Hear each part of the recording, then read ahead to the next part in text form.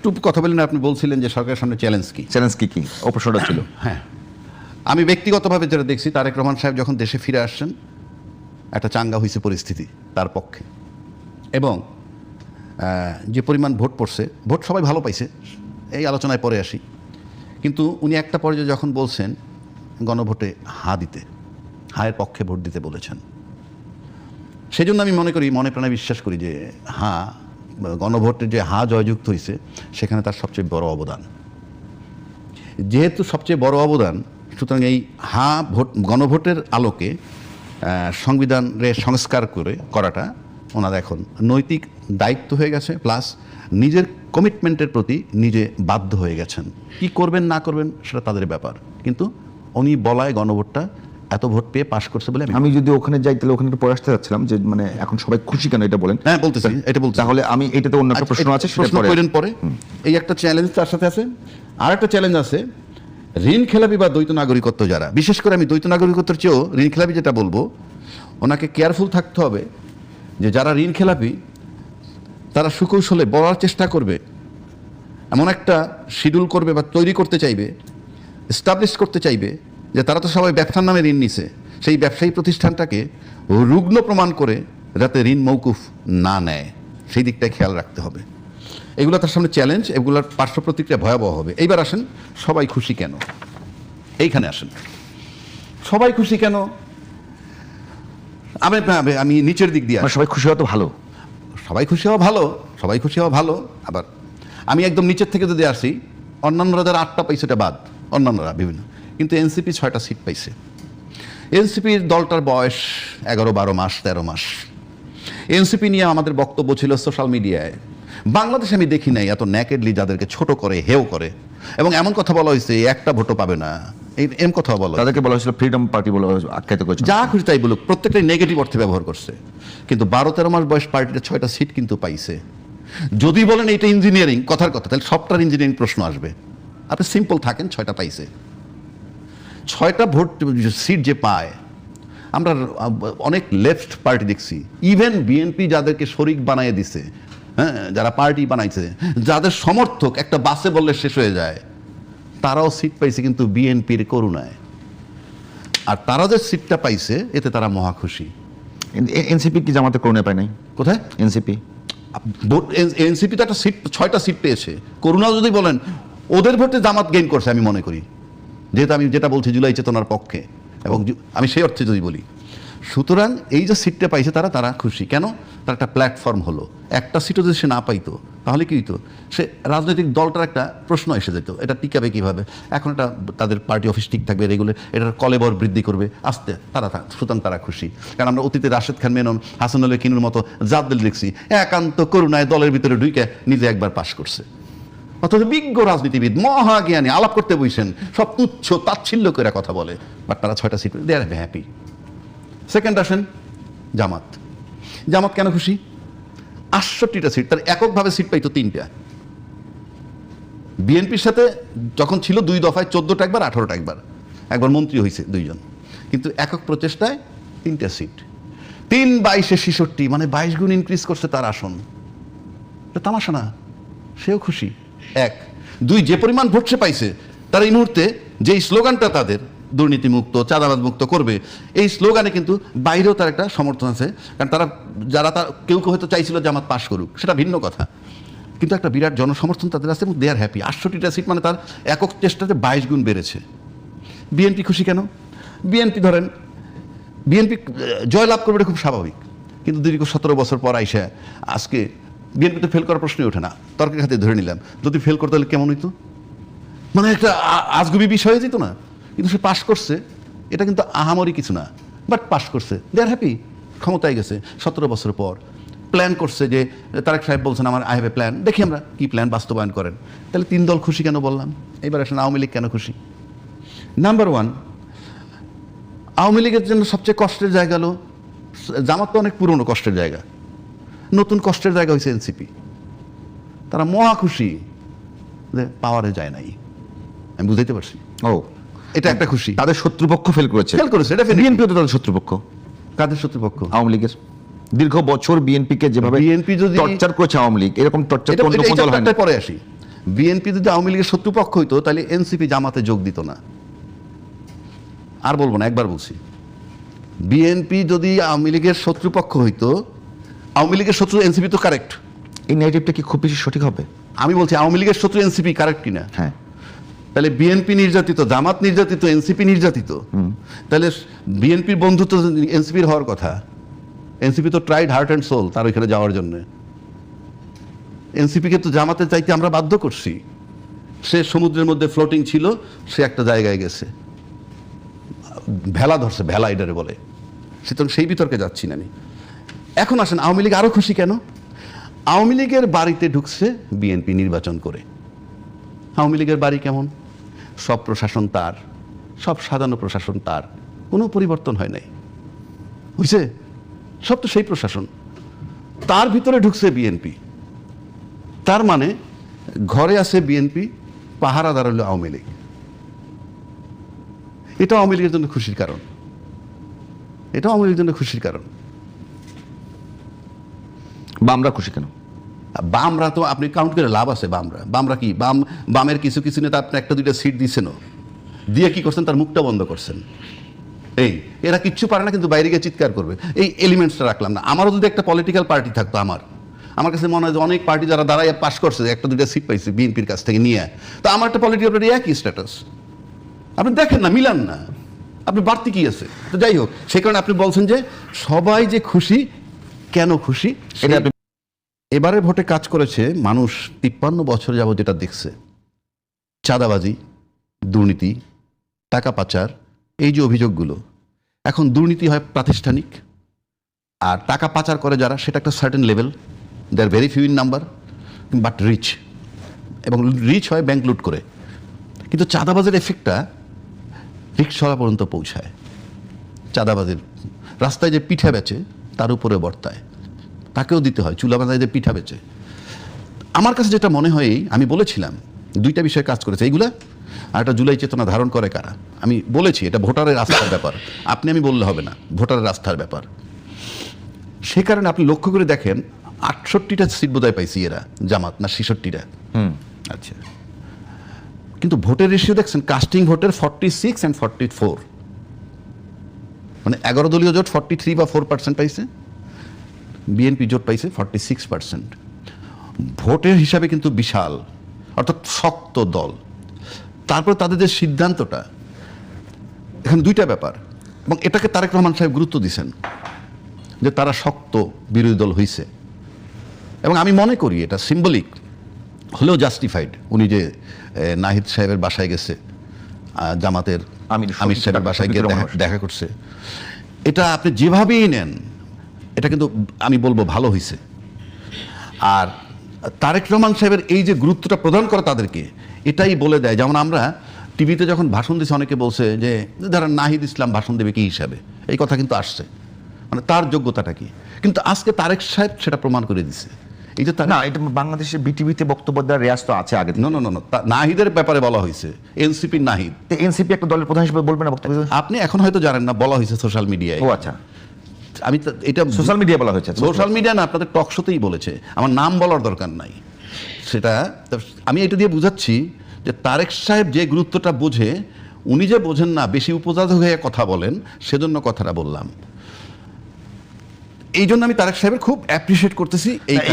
আপনি যাচ্ছেন নির্বাচনের মানে পর্যন্ত, হলো পরবর্তী, আমি চাচ্ছি নির্বাচনে কিন্তু একটা ইঞ্জিনিয়ারিং নিয়ে একটা বড় ধরনের আলোচনা এসছে, আপনি ওকে তেমনটা মনে করেন কিনা? এই ইঞ্জিনিয়ারিং বিষয় দেখেন, আপনি যদি আমাকে ব্যক্তিগতভাবে বলেন, আমি তো এই আবহাওয়ার মানুষ, এখানে রাজনীতি, আমি নেতা না হয়ে রাজনীতি না করি, বাকি সব তো জানি। আপনি আমার দেশের যে রাজনীতির সিস্টেম, তাতে আপনার ভোট কারচুপি, এটাও রাজনীতির পার্ট। কেন পার্ট বলবো? আমি যদি পারি নিব না কেন? আপনার ইঞ্জিনিয়ারিং জবটা আমি পরে দিব। যদি বলেন ইঞ্জিনিয়ারিং, আপনি ইঞ্জিনিয়ারিং যদি হয় মনে করেন, হয় আপনি এটাকে ঠেকাবেন, আর নয়তো মেনে নিবেন, আর নয়তো নিজের পক্ষে ইঞ্জিনিয়ারিং করবেন। মানে যারা ইঞ্জিনিয়ারিং বিরুদ্ধে বলছে, হয় ইঞ্জিনিয়ারিং বন্ধ করবেন, নয়তো ইঞ্জিনিয়ারিং আপনার পক্ষে নেবেন, যেহেতু এটা চলমান। এবং আমার দেশের যে নির্বাচনের সিস্টেম, তাতে আমরা যেভাবে করি, তাতে নির্বাচনে ইঞ্জিনিয়ারিং যদি থাকে, আমি বক বক করলে তো কাজ হবে না। ইঞ্জিনিয়ারিং যদি হয়েই যায়, রেজাল্ট তো হয়ে গেল, আমি ওই অর্থে বলছি, বুঝতে পারছি। আমি ইঞ্জিনিয়ারিং সাপোর্ট করছি না। আপনি যদি ইঞ্জিনিয়ারিং কথা আনেন, হয় আপনি ইঞ্জিনিয়ারিং বন্ধ করবেন, আর নয় ইঞ্জিনিয়ারিংটা আপনার পক্ষে নেবেন। আপনার পক্ষে নিতে পারলে তো আপনি সরকার গঠন করতেন। এখন আসেন, ইঞ্জিনিয়ারিং নিয়ে তারেক রহমান সাহেবকে একটা প্রশ্ন করছে, আমি এক চ্যানেলে বলছিলাম, তারেক সাহেবের রিপ্লাইটাকে আমি অ্যাপ্রিসিয়েট করি। উনি বলছেন যে হ্যাঁ, আমরা ইঞ্জিনিয়ারিং যদি বলেন যে আমরা জনগণকে মোটিভেটেড করছি এবং আমাদের পক্ষে নিয়ে আসছি ভোট দেওয়ার জন্য, এটা যদি বলেন ইঞ্জিনিয়ারিং, তাহলে আমরা করছি। কিন্তু আমার কাছে আশ্চর্য লাগে, এই প্রশ্নটা কইরে কি তারেক রহমান সাহেবের সে উপকার করলো না ক্ষতি করলো? কারণ আপনি ইঞ্জিনিয়ারিংয়ের বিষয়ে তারেক রহমানের প্রশ্ন করবেন কেন? যে আমি কি আপনার এই ইঞ্জিনিয়ারিং একটা অভিযোগ আসছে, আপনি প্রশ্ন তাকে করেন কেন? এটার সাথে তার কোনো সম্পৃক্ততা নাই আমি মনে করি। ভোট দিছে, সবাই ভোট দিয়ে চলে গেছে। ইঞ্জিনিয়ারিংটার প্রশ্নটা তাকে আনার মানে কি? তারা এটার ভিতরে আমি ইনভলভ করলাম এবং এটার জন্য সে একটা জবাব দিতে হইল। এখানে আমি আনবো কেন? কিন্তু যিনি দিচ্ছেন প্রশ্ন, না, যে অভিযোগটা তো বিএনপির বিরুদ্ধে এসেছে। বিএনপির বিরুদ্ধে অভিযোগ আসে নাই, ইঞ্জিনিয়ারিং করা হয়েছে। ইঞ্জিনিয়ারিং করা হয়েছে বিএনপি।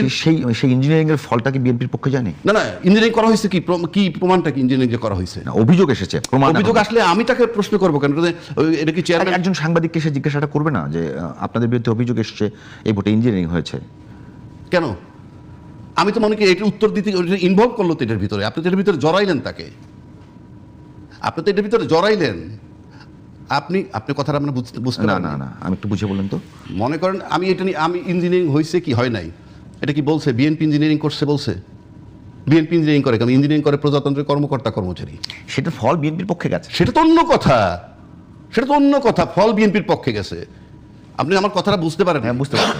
ফল প্রশ্ন করলে আপনি বলছেন যে প্রশ্ন করলে আমি নির্বাচন কমিশনের কাছে করব। ইয়েস, আপনি নির্বাচন কমিশনের প্রশ্ন করতেন, তাইলে নির্বাচন, কিংবা অনেক ব্যালট পাওয়া গেছে, কাটাকাটি পাইছেন না, ব্যালট না, ওই যে রেজাল্ট শিট, আপনি সেইগুলো নিয়ে যান। যদি আপনি মনে করেন এত সাহসী সাংবাদিক, কিংবা আপনি সত্যি, আপনি ওইখানে যান। ওইখানে গেলে অন্য প্রশ্ন আসতো, তুমি কে জিজ্ঞেস ইলেকশন কমিশন রে? না, সাংবাদিকের জিজ্ঞেস করার সুযোগ আছে, করুক না দেখি। সুযোগ আছে তো। আরে ভাই, করুক না। আপনি এই যে আপনি এখানে বলে গেলাম তো, কারণ ওইটা যদি করতে যায়, ওইটা অন্য অন্য অন্য অন্য বাতাস দিবে। যারা জিতছে তাদের বিপক্ষে অন্য বাতাস দিবে যদি সে কি ইলেকশন কমিশনে জিজ্ঞেস করে। এইটা দেখায় দেখায়, আমি কি বুঝাইতে পারছি? সুতরাং ওনারা এই প্রশ্ন করা ওইখানে ঠিক হয় নাই, টু দি পয়েন্ট সে করতে পারে নাই। এই জন্য আমি বলতেছি, তারেক রহমান সাহেব আসছে, গণজোয়ার তার পক্ষে উঠছে। এর পাশাপাশি এটা কি বললাম, 43% জামাত পাইছে, এটা বিশাল অঙ্ক না। এটা বের করছি, 49.97 হলো বিএনপি, আর জামাত হলো 31.6। আপনি পার্টিকুলার জামাত বলতে, আমি জোট বলতেছি। জোটই। হ্যাঁ, আপনি রং এটা। আচ্ছা, এখন আসেন, আপনি এই প্রশ্ন করা ঠিক হয় নাই। আমি তাকে, যেমন আপনি যদি একটা বিষয়, যে বিষয়টার ভিতরে আপনি সম্পৃক্ত না, এই বিষয়ে আপনাকে প্রশ্ন করবার আপনি উত্তর দিবেন, উত্তরটা যত ভালোই হোক, আপনি তো এর ভিতরে ঢুকলেন, বা ঢুকাইলাম। এই কাজটা তো ইঞ্জিনিয়ারিং কমিটি, আমি তো ইঞ্জিনিয়ারিং করে কারা? প্রজাতন্ত্রের কর্মকর্তা কর্মচারীরা। এখন আসেন, দ্বিদলীয় রাজনীতিতে আমরা যে দেখছি এর আগে, দ্বিদলীয় রাজনীতি বলতে আওয়ামী লীগ আর বিএনপি, সেখানে আমরা দেখছি যিনি ক্ষমতায় যান তিনি ওয়াকআউট করেন, মানে বিরোধী দল বলতে কিছু থাকে না, খালি কথায় কথায় ওয়াকআউট। কিন্তু এইবার আমরা প্রথম একটা দেখলাম যে তারা একটা ছায়া সরকার বানাইতে চাচ্ছে, যেটা আমি মনে করি it's a very good signal, খুবই ভালো। এবং এটা চেক অ্যান্ড ব্যালেন্স করার জন্যে প্যারালাল যদি মন্ত্রী থাকে, প্যারালাল মন্ত্রী, উনি তো আর মন্ত্রী হবে না, রাষ্ট্রীয়ভাবে তাকে মন্ত্রী বলা হবে না, বাট সে যদি ওয়াচে থাকে যে অর্থমন্ত্রী, তার বিরুদ্ধে তাদের একটা অর্থ মন্ত্রণালয়ের লোক দিয়ে দিল, স্বরাষ্ট্রমন্ত্রী একটা স্বরাষ্ট্রমন্ত্রী, আপনি টু দি পয়েন্ট গবেষণা করে আপনি পার্লামেন্টে সে বিকল্প প্রস্তাব দিতে পারবেন। 1, 2, আপনার এই করতেছেন, এটা সঠিক নয়, এটা করা উচিত। এইটা যদি কন্টিনিউ করে, কারণ এত বড় জনসাপোর্ট যেহেতু আছে, এবং এটাকে গুরুত্ব দেওয়া উচিত, এবং আমার কাছে মনে হয় সরকারের জন্য একটা ভালো উদ্যোগ নেওয়া, মানে সরকারের একটা ওয়েলকাম জানানো উচিত। যদি ইতিমধ্যে আমি দেখছি বিএনপির সালাউদ্দিন সাহেব বোধহয় এটারে ওয়েলকাম জানাইছে, এই যে ছায়া সরকার তারা করতে চাইতেছে, আমরা অতীতে দেখি নাই।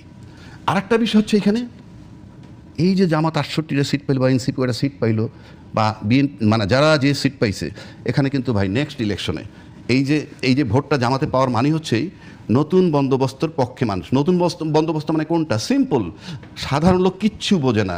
ওই যে আমরা কই গণভোট, এই সেই বলে না, অনেকে বলছে গণভোট বোঝে না, তারা কিন্তু ওই একটা পার্ট বলে গণভোট বোঝে না, কিন্তু সাথে এইটা বলে না যে বাঙালি জাতীয়তাবাদ বোঝে না। বোঝে রিকশালায়? বাংলাদেশি জাতীয়তাবাদ বোঝে রিকশালা? বাংলাদেশ সংবিধান বোঝে রিকশালা? ওই পার্টটা বলে না। 1 দুই, যারা বাংলাদেশে ভোট দেয় 18 বছর বয়সের, তারাও কিছু বোঝে না, সব স্কুল কলেজের ছাত্র, জানিই না পার্লামেন্টের মেম্বার হইতেছে কি, আইন প্রণয়ন করবে কি, কি আইন কেমনে প্রণয়ন করে। কিন্তু আমরা তাদের ভোটটা শুধু গণনার জন্য নেই, নিয়ে আমরা পার্লামেন্টে যাচ্ছি।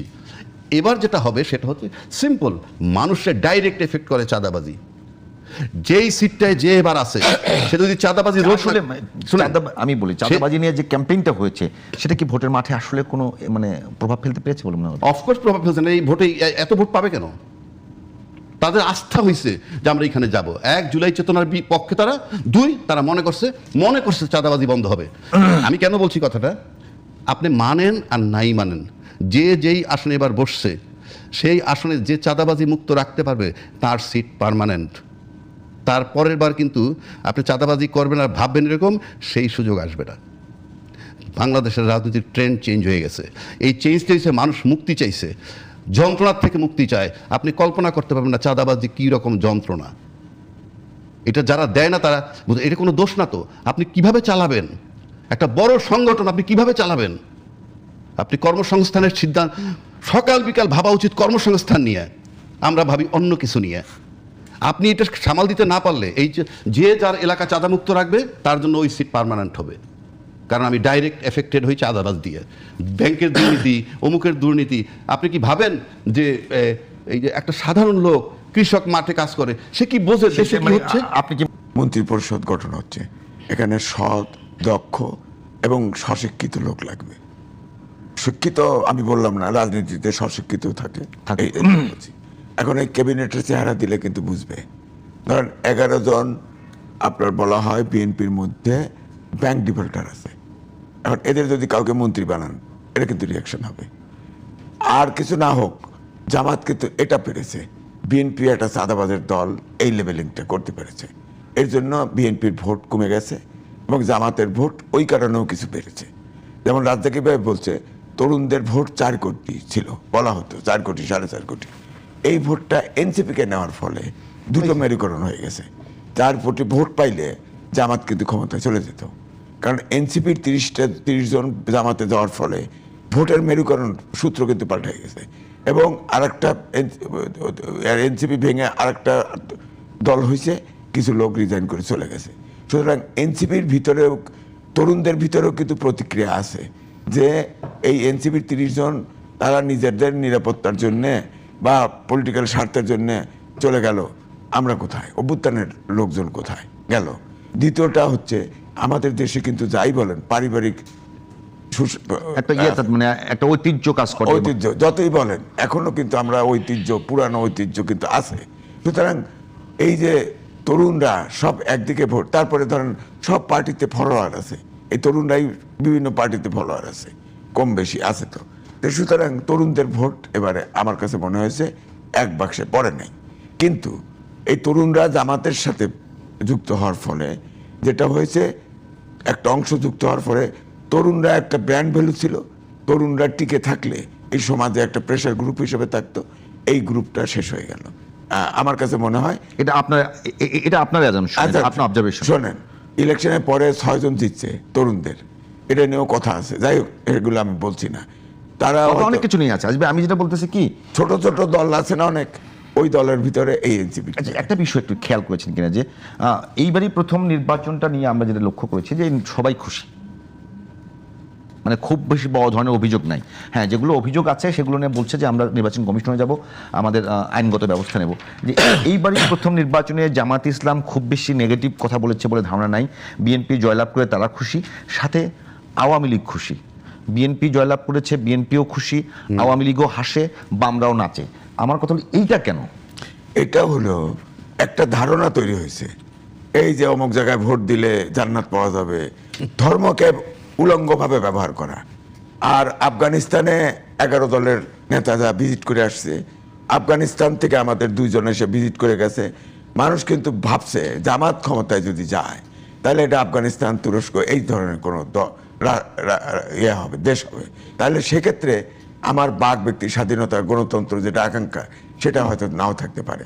কারণ রাজনীতিটা জামাত পরিষ্কার করতে পারে নাই কখনো। জামাত হলো, আমি ওটা বললাম জামাত করলো, কিন্তু আওয়ামী লীগের উল্লাসিত হওয়ার মতো কি ঘটনা? আমি বলছি এইটাই, আমি তো বললামই যে বিএনপি দিচ্ছে, বিএনপি আওয়ামী লীগ মধ্যপন্থী অনেকগুলো অফিস খোলার না, এবং সে আওয়ামী লীগ নেতারা একটা অফিস করছে সেই পঞ্চগড়ে দিনাজপুরে আওয়ামী লীগের নেতারা তাদের অফিস পরিদর্শন করেছে, এরকম কয়েকটা ঘটনা আছে। আছে।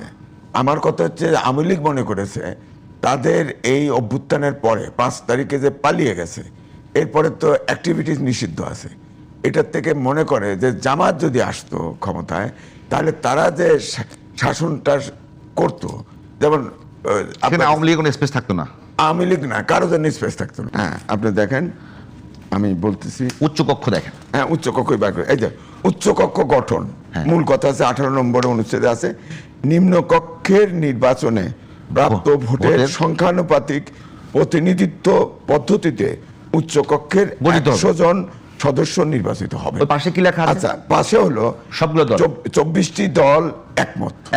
একমত।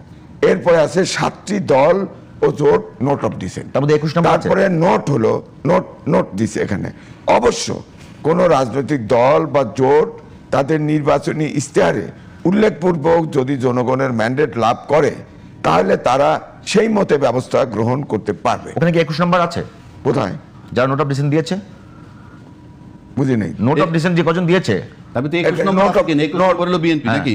না, নোট অফ ডিসেন্ট হলো দলের নাম উল্লেখ করে নাই, কিন্তু 21 নম্বর আছে। নাম্বারের দল আছে, আপনি দেখেন নাই? কি বুঝি পাশে নাই। কতগুলো নাম্বার আছে না? এই যে 12, 13, 14। না, পরিশিষ্টের না, নোট অফ ডিসেন্ট যা দিয়েছে কয়টি দল? 7টি দল। 60টি দল নাম্বার বলেন। 7টি দলের নাম উল্লেখ করেন। নাম্বার আছে এখানে। নাম্বার তো বুঝবেন না, এই যে পরিশিষ্টের ক্রমিক নম্বর 1, 16, 17, 21 মানে বিএনপি আছে। 21 মানে BNP বিএনপি আছে, 21 মানে বিএনপি। এটা শেষের দিকে। আচ্ছা, তাহলে তার মানে তো ক্লিয়ার যে বিএনপি, এবং ভাই আমি সবগুলো। এই পর্যন্তই থাকি। তার মানে বিএনপি ওখানে নোট অফ ডিসেন্ট আছে এবং বিএনপি ইশতেহারে উল্লেখ করেছে যে তারা উচ্চকক্ষ সংখ্যানুপাতিক হারে করবে না। বিএনপি যেহেতু জয়লাভ করেছে, শুধু জয়লাভ করে ব্রুট মেজরিটি পেয়েছে, তারা পাওয়ার পরে এখন তাদের তো আর দায়বদ্ধতা নেই। বাইন্ডারিজ নাই, এই জুলাই সনদ অনুযায়ী নাই, এটা তাদের ইচ্ছা। কারণ এখানে তো বলে দেওয়া হয়েছে নোটে যে ইশতেহারে দিছে, এবং যে সব জায়গায় নোট অফ ডিসেন্ট দিছে বিএনপি, প্রত্যেকটা আমি দেখছি প্রত্যেকটাতে এই উল্লেখ আছে এবং এইটা বলা আছে, বলা আছে। বই দেখেন, একটু নেই। দেখেন। নেন। না, না, নিয়ে না। যেতে পারবেন না, দেখেন। আমি নিয়ে যাবো, আপনার কি করবেন? না, এই বই আমি আচ্ছা, এই বইটা আমার কাছে 10টা আছে, আপনারা দুজনকে 5টা দেওয়া হবে, আচ্ছা, চিন্তা করতে এবার- পারেন। এবার কি আমি বলবো কিছু? বলেন প্লিজ। বলেন। এইটা হইল সমস্ত দলমত নির্বিশেষে তারা আলাপ করছে। হ্যাঁ। এটার ভিতরে 84টা সংশোধনী আছে। হ্যাঁ, ওকে, ওকে। এর ভিতরে এত দল বলার দরকার নেই। কোনোটা আপনি একমত হয়েছেন, কোনোটা দ্বিমত হয়েছেন, আমি কোনোটা একমত দ্বিমত, এগুলো মার্ক করা আছে। ঠিক আছে, ঠিক আছে। এইটা নিয়ে আমরা ঐক্যমত্যে আসতে পারি নাই তো। না। পারি নাই বইলেই তো গণভোটের সিদ্ধান্ত আসছে। গণভোট তো এমনি আসতো না। এইখানে যদি সবাই এগ্রি করে ফেলতে পারতো, এই দলগুলা, এইটাই কথাটা বুঝেন, আমি বুঝতে পারছি। আমরা তো এগ্রি করে না, ফেলতে কোন পারতাম। ভোটে যে 4 দফা দিছে সেখানে তো নোট অফ আরে ডিসেন্ট উল্লেখ বলতেছি নাই। তো, আমি বলি, অর্থাৎ এখানকার নোট অনুযায়ী আমি বলতেছি, Clear। আমি বলতে ক্লিয়ার করতেছি, এটা একটু বোঝার জন্য। আমরা এখানে একমত হই নাই। না, হই নাই বইলেই ফাইনালি গণভোটের প্রশ্ন আসলো, যেটা গণভোট। এটা হলো উকালতি আর্গুমেন্ট। আরে আর গণভোটে গেছে বাস্তব কখন? কথা হলো এখানে ঐক্যমত্য নোট হয়নি অফ বলেই তো। ডিসেন্ট আছে, এটা কোনো ভোটে আরে যাওয়ার ভাই, প্রয়োজন মানলাম তো নাই। ডিসেন্ট সবাই তো গেছে, কথাটা বুঝতেছেন না কেন? এইটা আমরা ঐক্যমত্য হই নাই বইলেই তো গণভোটে গেছি নাকি? না, জুলাই সনদ হয়ে যেত। তাহলে গণভোটের দরকার, আমি গেলাম কেন? গণভোটের দরকারটা কেন? কোন ভোটে যে কোনো ইস্যু, নর্মাল প্র্যাকটিস যেটা, আগে সংসদে যে কোনো আইন যদি ইম্পর্টেন্ট হয়, আলোচনা হয়, এটা পাস হলে না হলেও গণভোটে যেতে পারে। এটা আরে ভাই, জুলাই এটা তো সনদ, আপনি কইতেছেন, এই যে আমি- আদেশ, এটা প্রেসিডেন্টের আদেশে 4 দফা করে দেওয়া হয়েছে। আমি কিন্তু বহুবার বলছি, এই আদেশটা যেহেতু আরে, সংবিধান জীবিত, এই আদেশটা অবৈধ। ওনার কথাটা আমি সুতরাং বলতেছি, গণভোট অবৈধ। ঠিক আছে? গণভোট অবৈধ। দেখেন। তবে জাতীয় নির্বাচন, কি রে, জাতীয় বৈধ গণভোট অনুযায়ী তো জাতীয় আচ্ছা, নির্বাচন। আমি আমি শেষ করিনি। এখন আপনি বলছেন, এখন রাজ্যকে বলেন যে এইটা তাহলে দেখেন, গণভোট না, না, অবৈধ। আমরা একমত হইতে পারি নাই বইলে গণভোটে গেছি। গণভোট কেউ চাইছে আগে নির্বাচনে, কেউ চাইছে একই দিনে, ফাইনালি একই দিনে হয়েছে। এই গণভোটে ভিতরে 4টা দফা আছে, ক খ গ ঘ। ওইটার ভিতরে কিন্তু 84টাই ঢুকানো সব ঢুকানো আছে। এই 84টাই ঢুকানো হয়েছে, ভেরি সিম্পল, 84টা ঢুকানো আছে। ওকে, ওকে। তাহলে আমি এখন গণভোট দিতে গেলাম, হ্যাঁ আর না, হ্যাঁ অথবা না। গণভোট আইনে নাই বলতেছেন, আমি তর্কের খাতির ধরে নিলাম, মনার খাতির, কিন্তু আমরা রাজনৈতিক দল কিন্তু মানছি গণভোটে যাব, তার সাথে জনগণ সম্পৃক্ত, গণভোটে জনগণ গেছে। 4,80,00,000 লোকে ভোট দিছে হায়ের পক্ষে, 2,25,00,000 বিপক্ষে দিছে। তার মানে এটা আমরা সবাই মেনে নিছি, দল মত নির্বিশেষে। আপনি লিগ্যাল হোক ইললিগ্যাল হোক আমরা মেনে নিছি। এবং তারেক রহমান সাহেব গণভোটের পক্ষে ভোট দিতে বলছেন। I am paying respect to him, salute জানাই তাকে। এবং এখন যদি বিএনপি যেভাবে বলছে, সেটা পরে আসি। এখন আপনি মানে আর নোট অফ ডিসেন্ট নাই। গণভোট যখন হয়েছে, এখানে নোট অফ ডিসেন্ট আপনি হয় গণভোট টাচ করলে এটার পক্ষে থাকবেন, টাচ না করলে অন্য